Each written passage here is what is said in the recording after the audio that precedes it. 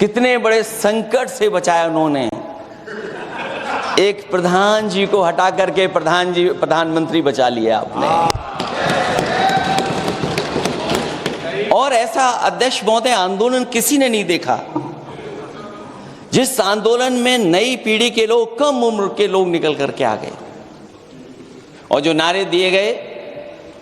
ये सरकार पिछले कई वर्षों से नकारात्मक प्रचार पर टिकी हुई थी, नकारात्मक राजनीति करती थी और न जाने कितने हजार करोड़ रुपए खर्च किए होंगे सरकार ने नकारात्मक राजनीति के लिए।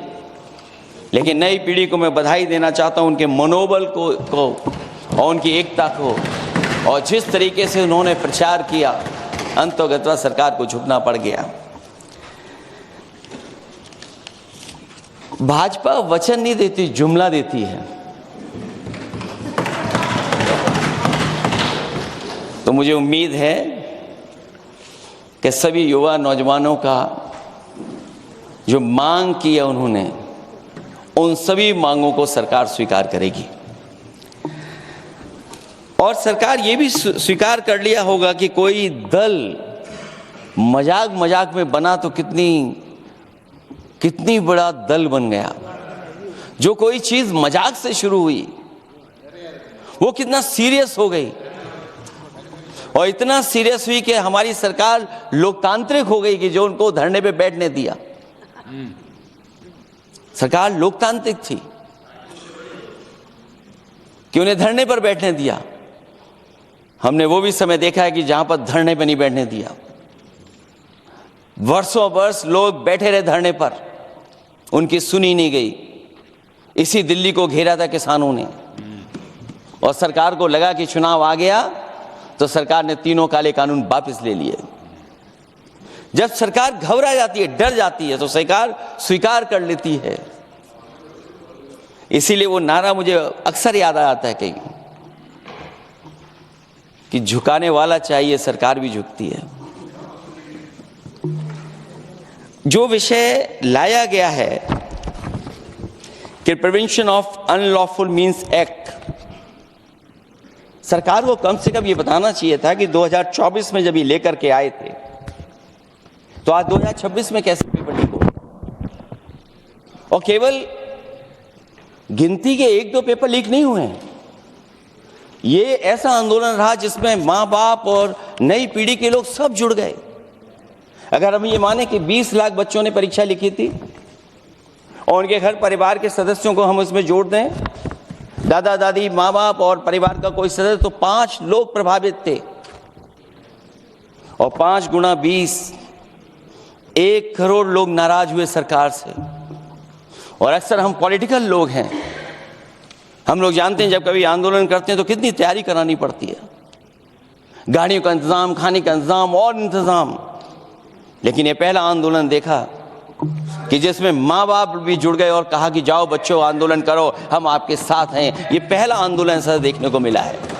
और केवल दिल्ली में नहीं हुआ ये, केवल दिल्ली में नहीं हुआ ये।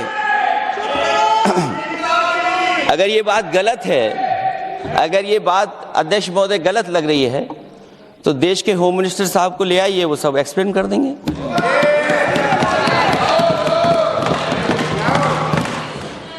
पहला आंदोलन जिसमें माँ बाप ने साथ दिया, क्योंकि परीक्षा से कितना दुखी हैं लोग।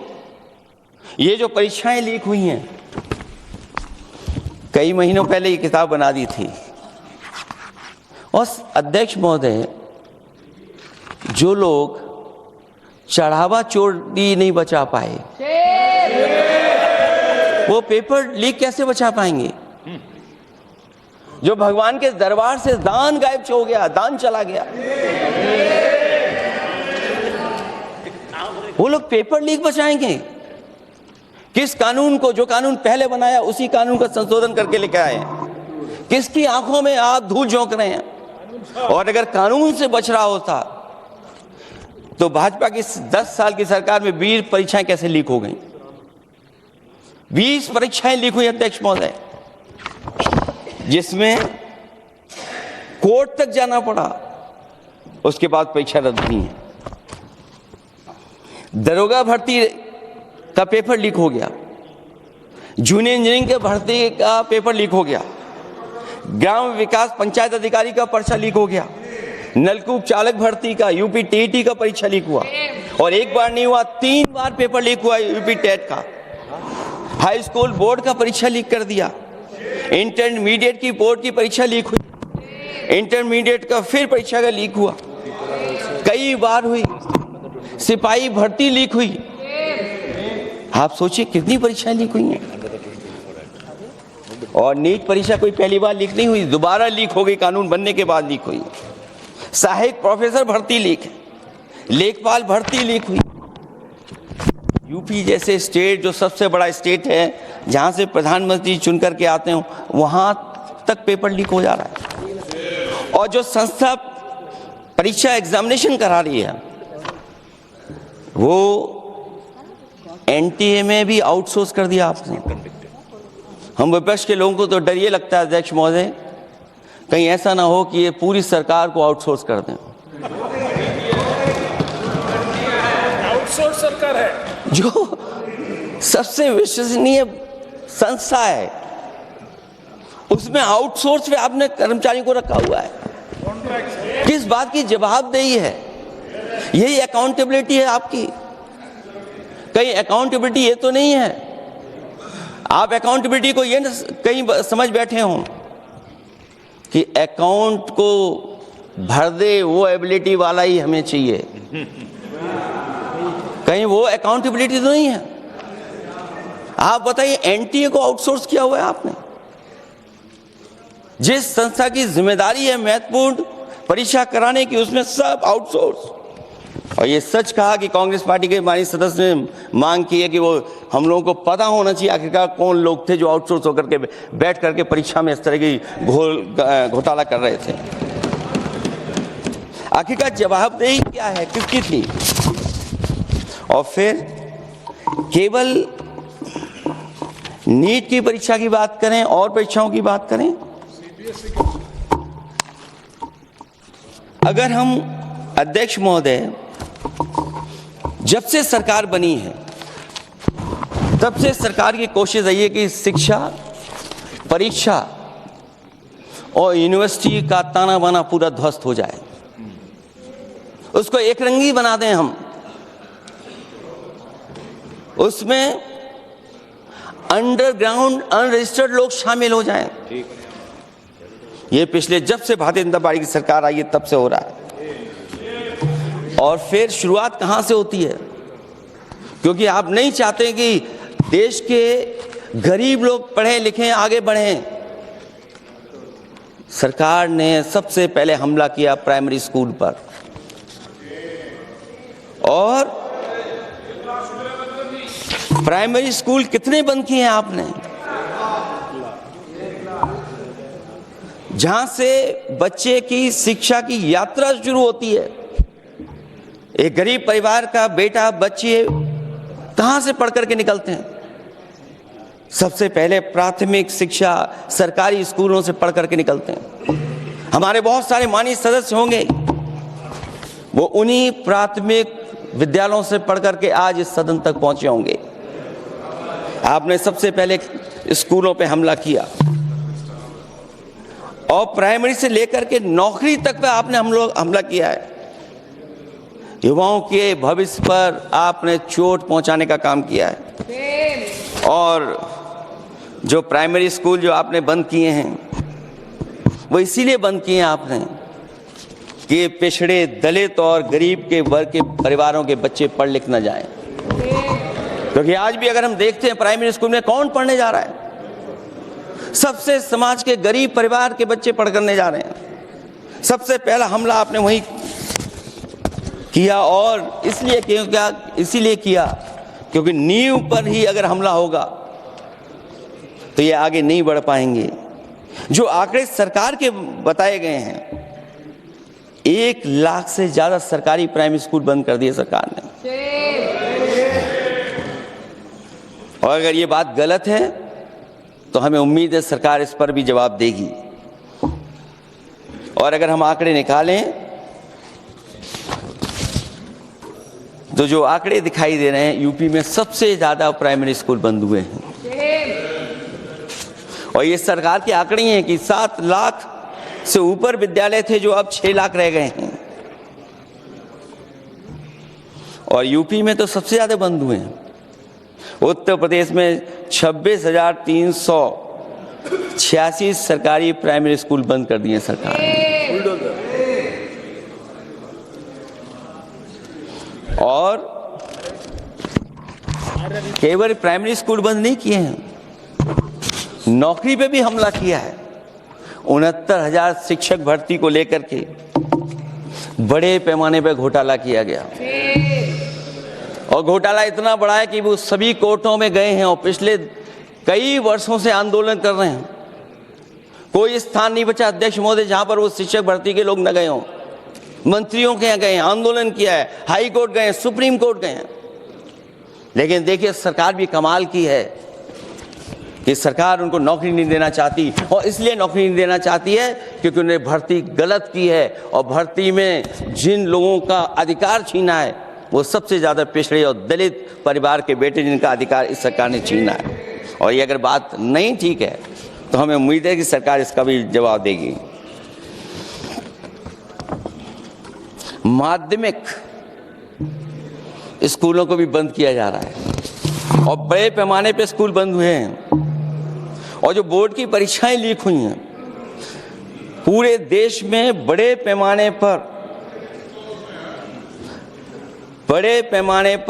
बोर्ड परीक्षाओं के पेपर लीक किए गए हैं। अध्यक्ष महोदय, हम जानना चाहते हैं कि आखिरकार 10वीं और 12वीं के पेपर लीक क्यों हो रहे हैं? 10वीं और 12वीं के पेपर लीक क्यों हो रहे हैं? इसके लिए अगर कोई सरकार के पास जवाब हो तो बताएं।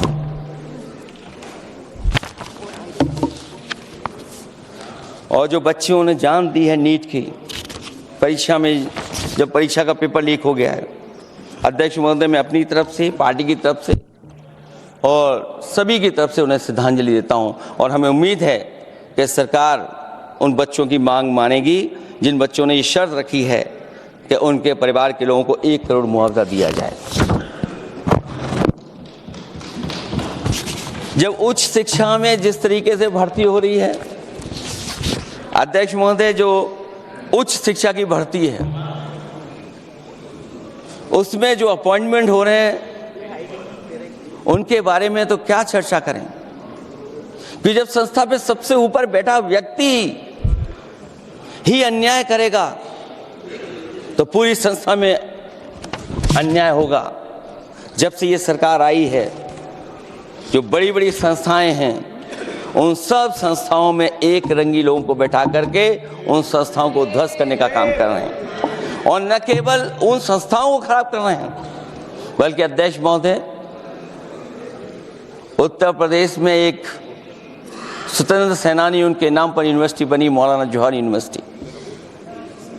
यूनिवर्सिटी बनकर के तैयार हो गई। इन्होंने कोई सरकारी यूनिवर्सिटी नहीं बनाई। और अगर कोई प्राइवेट यूनिवर्सिटी बन भी गई है तो उसको भी हथौड़ा लेकर के तोड़ने की तैयारी कर रहे हैं ये लोग।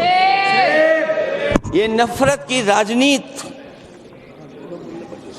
कहां लेकर के पहुंचा देगी। और जब से बीजेपी की सरकार आई है तब से नफरत की राजनीति और दूसरे लोगों के साथ किस तरह का व्यवहार हो रहा है, उन्हें कहीं भी न्याय तक नहीं दिला पाई सरकार। और जब नौकरी की बात आ जाए तो अध्यक्ष महोदय, अग्निवीर भर्ती में भी जो हर साल में कितनी भर्ती होती थी, कभी 80,000 भर्ती हुआ करती थी, अब भर्ती केवल 10,000 हो पा रही है। आखिरकार अध्यक्ष महोदय, सरकार नौजवानों की पढ़ाई और नौकरी पे हमला क्यों कर रही है? और नौकरी पे हमला क्यों हो रहा है?